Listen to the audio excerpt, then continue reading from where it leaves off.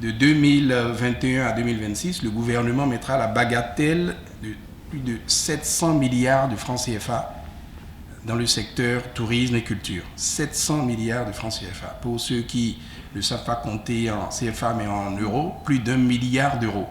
C'est inédit, c'est massif. Et évidemment, le gouvernement, pour pouvoir faire en sorte de faire une aspiration sur la destination, est en train de structurer un certain nombre d'offres, un certain nombre d'infrastructures, des infrastructures muséales, des infrastructures d'hébergement touristique, d'autres infrastructures. Et qu'est-ce qui va faire la qualité? Eh bien, c'est le fait qu'on puisse prendre une douche au premier étage sans appeler la gouvernante pour dire « montez-moi un seau d'eau ». Sans se dire heureusement que j'ai une torche sur mon téléphone. Sans se dire mais c'est pas possible, comment je fais pour envoyer ce mail important pour moi. Nous sommes en train de vouloir réformer les délivrances de licences, d'agréments. Et c'est pour ça que quand nous avons repris les délivrances, nous avons dit que pour l'instant c'est provisoire.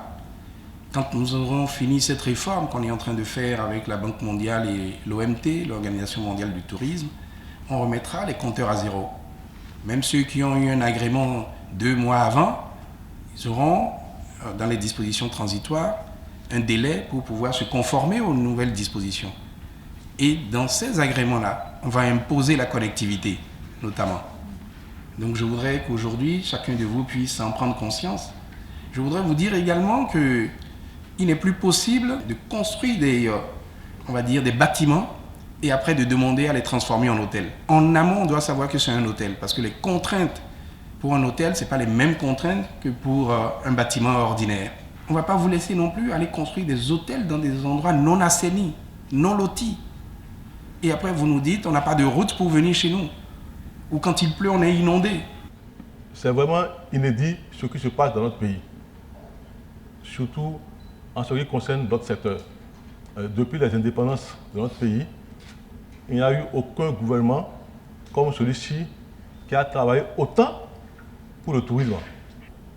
Il faut avouer que de belles choses se font au niveau macro. Mais ce problème qui se pose, c'est au niveau micro.